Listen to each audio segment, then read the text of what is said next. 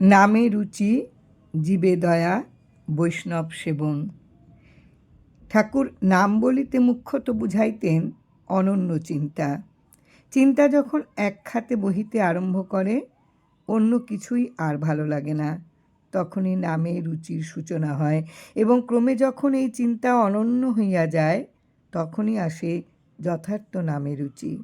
একখানি পত্রে ঠাকুর লিখিয়াছেন, অহৈতুকী প্রেম আচরণের দ্বারা পরদেহ ত্যাগ করিয়া স্বদেহ লাভ হইলে তখন ভগবানের নামে রুচি সংঘটন হয়। সুতরাং দেখা যাইতেছে মুখ্যত বলিতে গেলে নামে রুচি ও প্রাপ্তি একই অবস্থা। এবার জীবে দয়া।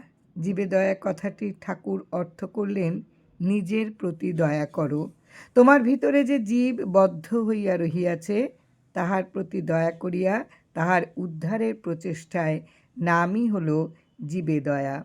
নিজের প্রতি যার দয়া নাই, অন্যের প্রতি দয়া তার পক্ষে শুধু কথার কথা মাত্র। কথাটা অত্যন্ত জটিল এবং যত্ন করে একটু বুঝে নেওয়া প্রয়োজন। এখানেও মুখ্য এবং গৌণ এই দুইটি দৃষ্টিভঙ্গির কথা স্মরণ রাখিতে হইবে। আপাত দৃষ্টিতে ঠাকুরের কথা মনে হইতে পারে যে তিনি যেন আত্মপরতারই প্রশ্রয় দিতেছেন। নিজের প্রতি দয়া করো, অর্থাৎ নিজের হিতেরই চেষ্টা করো, পরের হিতে তোমার কোনো প্রয়োজন নাই। কিন্তু মুখ্যত কথাটা হইতেছে এই যে আত্মহিতই প্রকৃত হিত এবং পরহিতের সহিত ইহার কোনো বিরোধ নাই।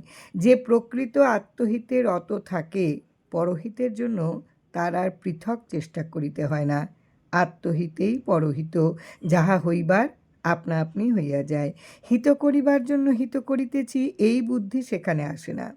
আমার মনে হয় যে এই মুখ্য দৃষ্টি হইতেই ঠাকুর জীবে দয়া কথাটির অর্থ করিয়াছিলেন।